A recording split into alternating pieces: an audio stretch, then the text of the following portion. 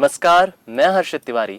अभय news के 23 अप्रैल शुक्रवार शाम के बुलेटिन में आप सभी का स्वागत है। आइए देखते हैं दिन भर की ताजा खबरें। इस बुलेटिन के प्रायोजक है आरके निवास बाय आरके डेवलपर्स। जिला प्रशासन ने उज्जैन जिले में 21 अप्रैल से संपूर्ण लॉकडाउन लगाने की घोषणा की है, जिसके बाद शहर के सभी बाजार और छोटे बड़े व्यवसाय बंद करने के आदेश जारी किए गए हैं।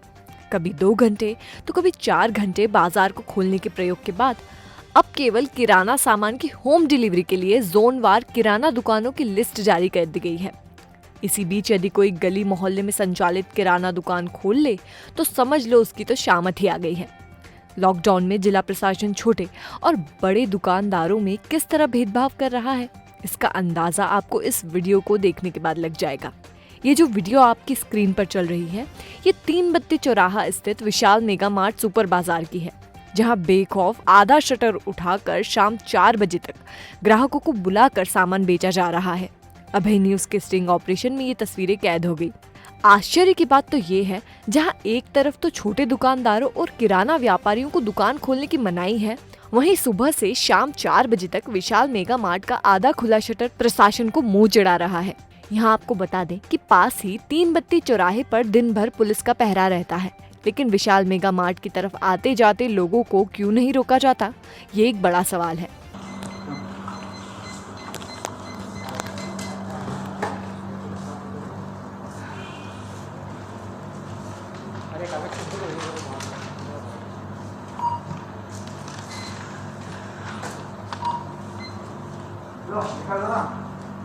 भैया कब तक रहता है यहाँ पर, कब तक आ सकते हैं?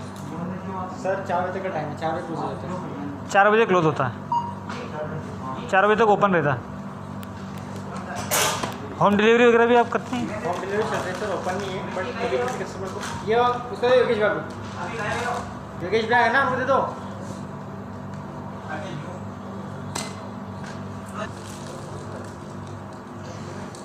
डेली ओपन रहता है 4 तक?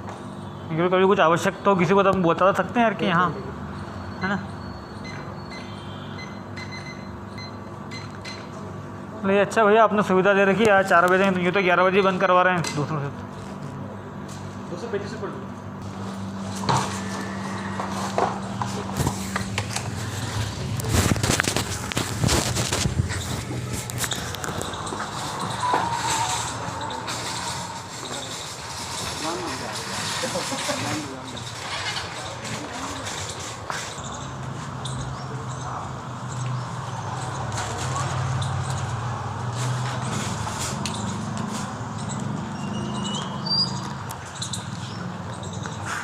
शाम तक खुला रहेगा? 4 बजे तक। कोरोना काल में कसाईयों की तरह मरीजों की गर्दन काट रहे निजी चिकित्सालय पूरी तरह निरंकुश हो गए हैं। कलेक्टर आशीष सिंह भले ही कितने दावे कर लें, लेकिन इसका उन पर कोई असर नहीं दिखाई दे रहा है। अस्पतालों में मची लूट पर किसी का कोई नियंत्रण नहीं है। निजी अस्पतालों में मनमानी का यह आलम है कि कलेक्टर के आदेश रद्दी की टोकरी में पड़े हैं। मोटे दामों पर इंजेक्शन की कालाबाजारी अब भी जारी है। आलम यह है कि जो मरीज कोरोना पॉजिटिव पाए गए हैं, उनकी नेगेटिव रिपोर्ट आने के पहले ही उन्हें डिस्चार्ज किया जा रहा है। अस्पताल का एक एक पलंग 2-2 लाख रुपए कमा कर दे रहा है।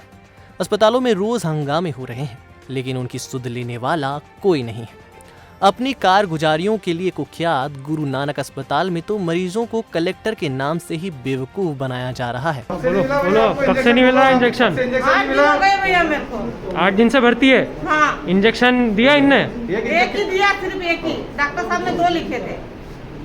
मैं गिड़गिड़ाती, मेडिकल वाले ना जाने क्या करते हैं। 2 इंजेक्शन आए थे तो एक ही दिया, एक ही मिलेगा न सबको। वो आए न उनको 2 दिए इंजेक्शन, तो मेरे को 1 दिया। यहाँ पे केवल कालाबाजारी हो रही है। जेठवानी जी यहाँ पे इनके परिचितों को इंजेक्शन दे रहे हैं। हमारा भाई 4 दिन से एडमिट है, ठीक है। इनके हिसाब से लिस्ट बनाते ही हैं और ये बोलते हैं कि कलेक्टर ने लिस्ट बनाई है। अब कलेक्टर ने लिस्ट बनाई क्या?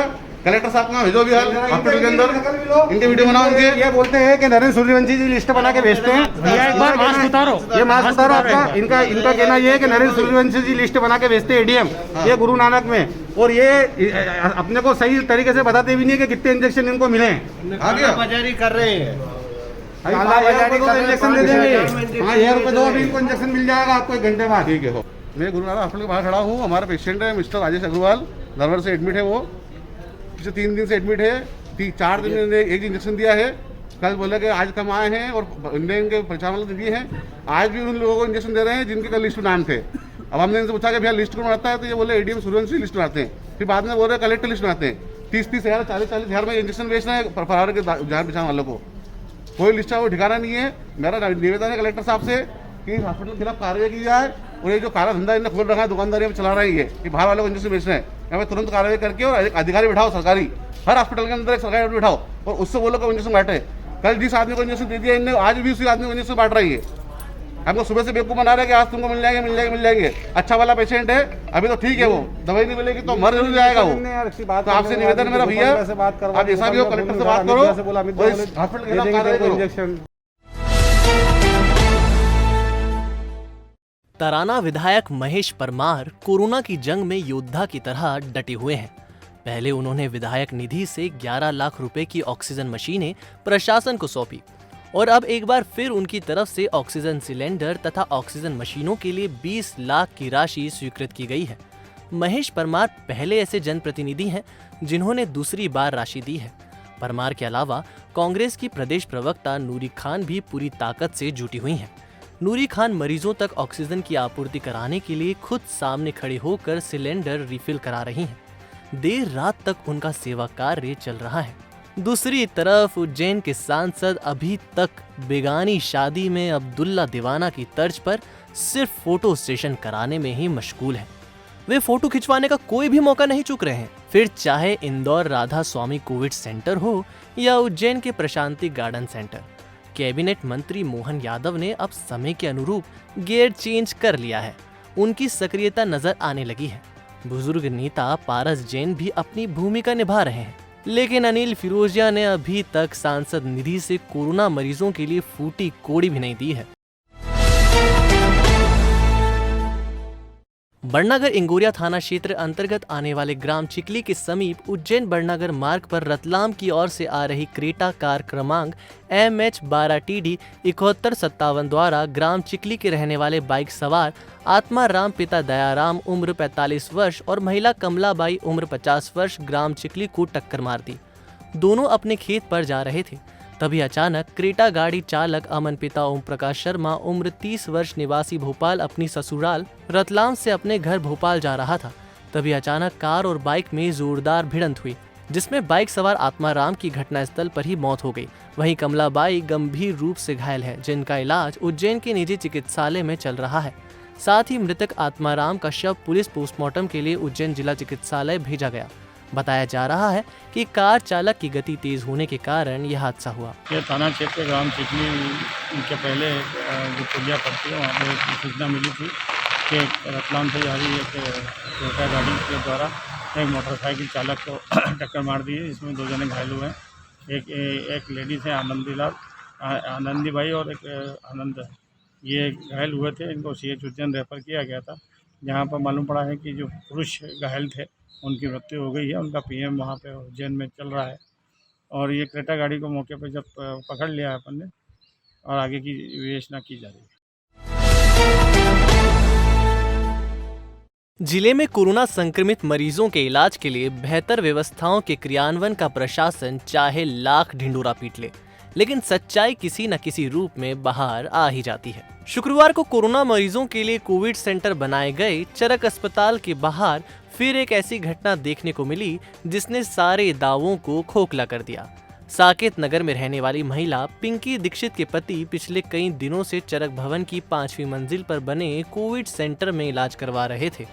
2 दिन पहले डॉक्टर्स ने उन्हें यह कहते हुए डिस्चार्ज कर दिया कि तुम ठीक हो गए हो और यहाँ जगह घेर रहे हो। पिंकी दीक्षित अपने पति को घर ले आई। कल रात तबीयत ज्यादा बिगड़ने पर ऑटो में फिर अस्पताल लाई, लेकिन उन्हें 2 घंटे से अधिक समय तक इंतजार करना पड़ा। गौर करने वाली बात यह है कि पॉजिटिव पेशेंट को अस्पताल से डिस्चार्ज कर घर भेज दिया गया और 2 दिन बाद फिर भर्ती कर लिया गया। इसी तरह चरक भवन में इलाजरत एक और मरीज ने अपनी पीड़ा बताते हुए एक वीडियो जारी किया, जिसमें वह रेमडेसिविर इंजेक्शन न मिलने की बात कर रहा है। युवक 75% इन्फेक्शन का शिकार हो चुका है और जिला प्रशासन से समय पर इलाज होने की भीख मांग रहा है। हालांकि जिला प्रशासन द्वारा प्रतिदिन दिए जाने वाले इंजेक्शन की सूची भी जारी की जा रही है और जिला कलेक्टर आशीष सिंह इसकी आपूर्ति का दावा भी कर रहे हैं।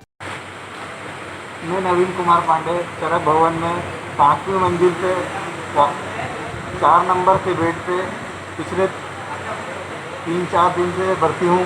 मुझे 75% तक इन्फेक्शन सीटी स्कैन में हुआ है, परंतु अभी तक मुझे सिर्फ 2 इंजेक्शन लगे हैं। कल हम 12 बजे तक इंतजार करते रहे परंतु किसी प्रकार के इंजेक्शन हमें प्राप्त नहीं हुए। डॉक्टर साहब से पूछने पर कोई संतोषप्रद जवाब नहीं दे रहे हैं। पूरे वार्ड में ये वाला इंजेक्शन नहीं आया। बोलो, किसी भी प्रकार का इंजेक्शन हमें प्राप्त नहीं हुआ है। इंजेक्शन प्राप्त न होने के कारण हमारे आसपास के 2 व्यक्ति अभी तक प्राण त्याग चुके हैं। समय से इंजेक्शन मिले तो हमारी जान बच सके। सरकार से विनती है यही कि इंजेक्शन समय पे मिल जाए तो हमारी जान बच सकेगी। प्रदेश के वन मंत्री विजय शाह ने उज्जैन के स्मार्ट सिटी कार्यालय में बनाए गए कोविड-19 कमांड एंड कंट्रोल रूम का निरीक्षण किया एवं होम क्वारंटाइन में उपचार प्राप्त कर रहे मरीजों से वीडियो कॉल एवं वॉइस कॉल के माध्यम से बातचीत कर उनका हालचाल जाना। वन मंत्री ने उज्जैन संभाग के नीमच, रतलाम, आगर एवं उज्जैन जिलों के मरीजों से फोन पर चर्चा की तथा निर्देश दिए कि अनिवार्य रूप से सभी मरीजों से कमांड एंड कंट्रोल रूम से बातचीत की जाना चाहिए। वन मंत्री के साथ उच्च शिक्षा मंत्री डॉक्टर मोहन यादव ने भी जिले के होम क्वारंटाइन मरीजों से बातचीत की। दरअसल प्रदेश के मुख्यमंत्री शिवराज सिंह चौहान ने वन मंत्री विजय शाह को प्रदेश में होम क्वारंटाइन किए गए मरीजों के हालचाल जानने की जवाबदारी दी है, जिसकी शुरुआत वन मंत्री ने उज्जैन संभाग से की। वर्तमान में उज्जैन जिले में 1877 मरीज होम क्वारंटाइन में हैं और इनसे दिन में 2 से 3 बार बातचीत कर उनके स्वास्थ्य संबंधी सलाह दी जाती है एवं उनकी आवश्यकता अनुसार स्वास्थ्य का परीक्षण किया जाता है। जो उज्जैन के मंत्री हैं, माननीय मुख्यमंत्री जी के निर्देश पर हम आपसे बात करने आए। आपको हमारी किट मिल गई, दवाई की किट मिल गई। दवाई की जो किट मिल गई आपको। अच्छा, जय महाकाल। आपकी तबीयत ठीक ही लग रही है। अब तो भगवान ठीक करेगा। कितने 8-10 दिन हो गए घर पे? अच्छा, कैसा फील कर रहे हैं अब आप? चलिए, बढ़िया बढ़िया है ना। आप अपना ध्यान रखिए, परिवार का ध्यान रखिए, सरकार आपके साथ है, ठीक है। पूरे मध्य प्रदेश में जो होम क्वारंटाइन हुए हैं वो हमारे बहन और भाई घबराहट में ना आए और उनको पर्याप्त दवाई मिले और सरकार से संपर्क और संबंध उनका बंद ना हो। उस उद्देश्य से माननीय मुख्यमंत्री जी ने कल ही मेरी ड्यूटी लगाई है कि मैं मध्य प्रदेश के सारे जिलों में रहने वाले जो हमारे होम क्वारंटाइन लोग हैं उनसे हमारी पूरी अफसरों की टीम रोज़ बात कर रही है। क्रॉस चेक करने के लिए मेरी ड्यूटी लगाई है। हर ज़िले में मध्य प्रदेश के जो होम क्वारंटाइन लोग हैं उनको दवाई मिली कि नहीं मिली, किट मिली कि नहीं मिली, उनमें कोई घबराहट तो नहीं है, शासन के प्रति विश्वास है कि नहीं है और वो कैसा महसूस कर रहे हैं, उनका फीडबैक क्या है। ये जवाबदारी कल ही माननीय मुख्यमंत्री जी ने मुझे दी है और अब मैं सारे संभाग मुख्यालय पर जाकर के वहाँ Covid care centre, Covid command centre में बैठ कर के और सारे ज़िलों में 2-2, 4-4 लोगों से बात करता हूँ और कोशिश करता हूँ उसमें हर प्रकार के लोग आ जाएँ। व्यापारी है, मजदूर है, घर में काम करने वाली बहनें हैं या कोई पत्रकार साथी है, किसी और पार्टी का हमारा कार्यकर्ता है, कोई भी छूटे ना। और इसके लिए हम लोग लगातार ये प्रयास करते हैं कि हमारे माध्यम से सरकार उनकी चिंता कर रही है और सरकार का जो अमला है, दवाई का हो चाहे व्यवहार का हो, वो उन तक सही पहुंच रहा है नहीं पहुंच रहा। जो जवाबदारी माननीय मुख्यमंत्री जी ने कल हमको दी थी, मोहन जी और हम लोग दोनों, आज हमने 2-4 लोगों से बात करी 2-4 जिलों में और हम सब हमारे साथी मंत्रियों से भी रिक्वेस्ट कर रहे हैं कि वो भी रोज़ सुबह गुड मॉर्निंग और चाय के साथ 2-3 लोगों से बात करने के बाद ही अपने सुबह की शुभारंभ करेंगे। मैं समझता हूँ मुख्यमंत्री का ये निर्णय जनता के हित में, उनमें विश्वास पैदा करेगी, उनमें शक्ति पैदा करेगी और कोरोना से लड़के वो लोग जल्दी स्वस्थ होंगे। इसी महाकाल की कामना हम आज यहाँ पर करते हैं। Patidar nursing institute Indian nursing council के मानकों पर 100% खरा। उज्जैन का प्रथम नर्सिंग महाविद्यालय। हमारे संस्थान में उपलब्ध है 3 वर्षीय नर्सिंग डिप्लोमा, बीएससी नर्सिंग 4 वर्षीय डिग्री, पोस्ट बीएससी नर्सिंग 2 वर्षीय डिग्री और एमएससी नर्सिंग 2 वर्ष post graduate degree study programme. हमारी विशेषताओं में शामिल है हॉस्टल व मेस सुविधा, सर्व सुविधा युक्त कैंपस, बस फैसिलिटी, कोर्स पूरा करने पर 100% जॉब गारंटी, योग्य व निपुण फैकल्टी, वर्ग अनुसार छात्रवृत्ति, 3000 से ज्यादा पुस्तकों से सजी लाइब्रेरी, स्पोकन इंग्लिश व कंप्यूटर की निःशुल्क शिक्षा, विभिन्न प्रयोगशालाएं और नर्सिंग प्रशिक्षण के लिए 150 बिस्तरों वाला रिसर्च सेंटर व हॉस्पिटल। हमारा पता है Patidar nursing institute, Moru Kheri, Patpala, Maksi road, Ujjain. Mobile 9522200084, 9522200092।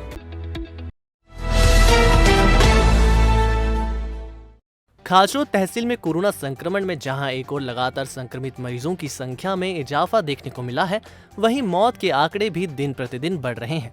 आसपास के ग्रामीण क्षेत्रों से ज्यादातर केस अस्पताल तक पहुंच रहे हैं, जो इलाज के अभाव में निजी अस्पतालों की शरण में जाकर इलाज करवाने को मजबूर हैं। इस आपदा में निजी अस्पताल भी मरीजों को बचाने में पुरजोर कोशिश में जुटे हुए हैं, लेकिन कोरोना से जंग हारने के बाद परिजनों द्वारा अपना गुस्सा निजी अस्पतालों पर तोड़-फोड़ कर उतारा जा रहा है। आज खासरोद में भी ऐसे ही नजारे सामने आए।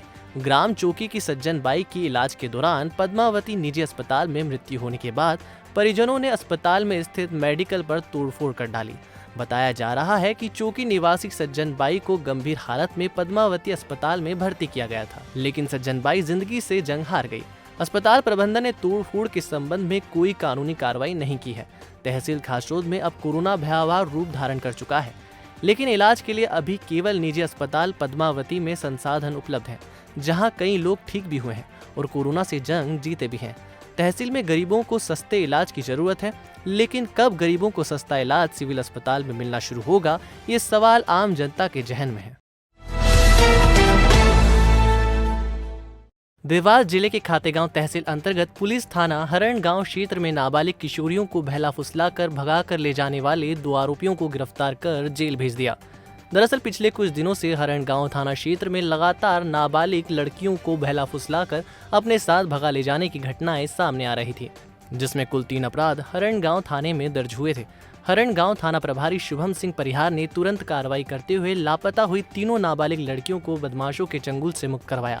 साथ ही आरोपी राजेश पिता बाबूलाल निवासी ग्राम सुलगांव और सोनू पिता रमेश निवासी ग्राम बरखेड़ी को गिरफ्तार कर न्यायालय में पेश किया गया, जहां से दोनों ही आरोपियों को जेल भेज दिया गया। आज थाना हरणगांव पर एक महिला जिसका अपहरण सोनू द्वारा किया गया था, उसको गिरफ्तार किया गया और आज उसे गिरफ्तार करके माननीय न्यायालय के समक्ष पेश किया जा रहा है और वहाँ से न्यायालय द्वारा उसे जेल पर पेश किया जा रहा है। देवास जिले के खातेगांव नगर में चोरी की घटना दिन प्रतिदिन बढ़ने लगी है। चोरों ने बुलेट पर हाथ साफ करने का प्रयास किया, लेकिन सफल नहीं हो पाए। बुलेट चोरी करने के दौरान गिर गई और आवाज सुनकर पड़ोसी जाग गए, जिसके चलते दोनों चोर भाग गए। जिसके बाद दोनों चोर पास में आदर्श कॉलोनी में घुसे और वहां से बाइक चोरी कर भाग गए। दोनों चोरों की करतूत सीसीटीवी कैमरे में कैद हो गई।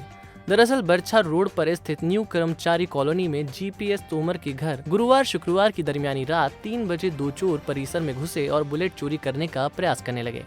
बुलेट में वजन अधिक होने के कारण संभल नहीं पाई और गिर गई, जिससे पड़ोस में रहने वाले सत्यदेव जाग गए। उन्होंने चोरों को ललकारा तो दोनों भाग गए। बुलेट चोरी करने के प्रयास की पूरी करतूत सीसीटीवी कैमरे में कैद हो गई। दोनों चोर उसके बाद परशुराम कॉलोनी में घुसे, लेकिन वहां लोगों के जागने के कारण कोई वारदात नहीं की। जिसके बाद आदर्श विहार कॉलोनी में घुसे और यहां रामस्वरूप चावड़ा के घर से बाइक चोरी कर चंपत हो गए। रामस्वरूप चावड़ा ने बाइक चोरी को लेकर खातेगांव पुलिस को आवेदन दिया है। महिदपुर में शुक्रवार को सिविल अस्पताल में पत्रकार और जनप्रतिनिधियों ने कोविड केयर सेंटर का निरीक्षण किया। हालांकि 7 दिन पहले मंत्री मोहन यादव के निर्देशों के बावजूद भी अब तक कोविड सेंटर बनकर तैयार नहीं हुआ है, जिसको लेकर कोरोना संदिग्ध मरीज परेशान होते नजर आ रहे हैं। इतना ही नहीं, अस्पताल में व्यवस्थित उपचार नहीं मिलने के कारण मरीज शासकीय चिकित्सकों के निजी घरों में जाकर अपना इलाज करवाने के लिए मजबूर हैं। यहाँ कोरोना के दूसरे चरण में अब तक 80 लोग संक्रमित हो चुके हैं। महामारी के ऐसे कठिन दौर में जिम्मेदारों की ऐसी लापरवाही और सरकारी डॉक्टरों द्वारा निजी प्रैक्टिस करना आपदा को अवसर में बदलने की घृणित सोच को उजागर करता है। निश्चित रूप से इस समय कोरोना की महामारी एक विशाल पैमाने पर समाज के बीच में फैली है। निश्चित रूप से इस महामारी से निपटने के लिए समाज को और हम सबको जागरूक होना पड़ेगा। सरकार द्वारा भी और हमारे क्षेत्र के जनप्रतिनिधि द्वारा भी लगातार इस लड़ाई से लड़ने के लिए स्वास्थ्य विभाग में पूर्ण रूप से सक्रिय है। आज हमने पत्रकारों के साथ में, जनप्रतिनिधियों के साथ में मेदपुर हॉस्पिटल का दौरा किया। कोविड सेंटर को लेकर वहाँ पर तैयारी पूर्ण रूप से चल रही है। चूँकि मशीनों की और ऑक्सीजन की कमी नहीं होने के कारण कोविड सेंटर प्रारंभ नहीं हो पाए थे। चूँकि वर्तमान में भी बेड वहाँ पे लग चुके हैं और जो कम संक्रमित व्यक्ति जो होम आइसोलेशन नहीं होना चाहता है, जिसको संक्रमण है, उसको लेके हॉस्पिटल में वहाँ पर बेड के लिए जगह है। उन्हें ऑक्सीजन की व्यवस्था भी यहाँ पर की जा रही है। ज़्यादा संक्रमित लोग हैं जिनको आईसीयू या की आवश्यकता होती है, हम उन्हें उज्जैन रेफर कर रहे हैं। सरकार द्वारा लगातार प्रयास जारी है। जो भी संभव प्रयास है जल्दी से जल्दी शुरू करने का कोशिश कर रहे हैं। उसके लिए सामान भी आ चुका है ऑक्सीजन पाइपलाइन फिटिंग के लिए। आज हमको 4 ऑक्सीजन की मशीनें भी जो है कंसनट्रेटर प्राप्त होने वाले हैं। वो भी अगर आज प्राप्त हो जाते हैं तो बहुत ही खुशी की बात है। अभी हम सिलेंडर से ऑक्सीजन दे रहे हैं। अभी कुछ देर पहले जो हमने 2 मरीज इस संबंध में एडमिट किए। अभी हमारे जिस कमरे में सेंटर बनाने का उद्देश्य है, उस कमरे में पाइपलाइन फिटिंग करने वाले मजदूर काम करेंगे, इसलिए हम उसकी जगह दूसरे कमरे में इस प्रकार के संदिग्ध मरीजों को रखकर उनका उपचार चालू कर चुके हैं। कितने दिनों में ये कोविड सेंटर चालू हो जाएगा सर? अब इसका एग्जैक्ट समय तो मैं नहीं बता सकता, क्योंकि अभी ट्रांसपोर्टेशन वगैरह बंद है। इंदौर से कर्मचारी आके, जो भी वो कंपनी है उसके लोग आके और उसको इस्टेब्लिश करने की कोशिश करेंगे। लेकिन उनका आश्वासन ये है कि हम 5 से 7 दिन में कर देंगे चालू। तो मैं सोचता हूँ कि अगर 5-7 नहीं तो उससे 1 आध दिन ज़्यादा कम लगे। बाकी मैं चाहता हूँ कि ये जितनी जल्दी हो सके उसको शुरू करवाएं। हॉस्पिटल में कितने बेड की कैपेसिटी है और कितने बेड अपन कोविड में लगा रहे हैं और कितने जनरल वार्ड के लिए? हमारा अस्पताल 34 बेड का है, लेकिन पिछले कई सालों से हम इसमें 59 बेड लगा रखे हैं और जनरली वो सारे बेड भरे होते हैं। अभी कोरोना की वजह से कुछ मरीज डर के मारे नहीं आ रहे हैं, कुछ मरीज जिनको सामान्य बीमारियां, हम कोरोना के डर से उनको भर्ती नहीं कर पा रहे।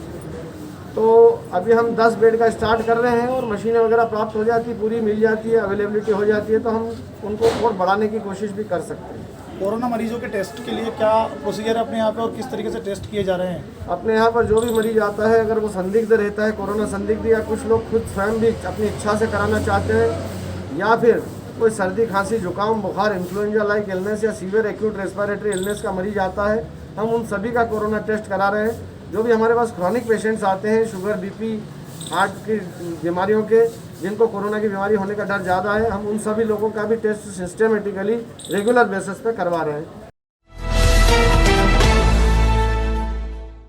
उज्जैन जिले के घटिया तहसील के ग्राम किठोदा जागीर द्वारा मोती नगर शमशान घाट पर अंतिम संस्कार के लिए आ रही लकड़ी और कंडे की समस्या दूर करने के लिए हिंदू जागरण मंच के आह्वान पर संयोजक अर्जुन सिंह भदौरिया के नेतृत्व में आसपास के ग्रामीण इलाकों ने मदद के लिए हाथ आगे बढ़ाए हैं, जिसमें ग्रामीणों की तरफ से 1 ट्रॉली कंडे और 1 ट्रॉली लकड़ी भेंट की गई। ग्रामीणों का कहना है कि इस पुनीत कार्य के लिए यदि और लकड़ी कंडों की आवश्यकता होगी तो हर संभव मदद की जाएगी।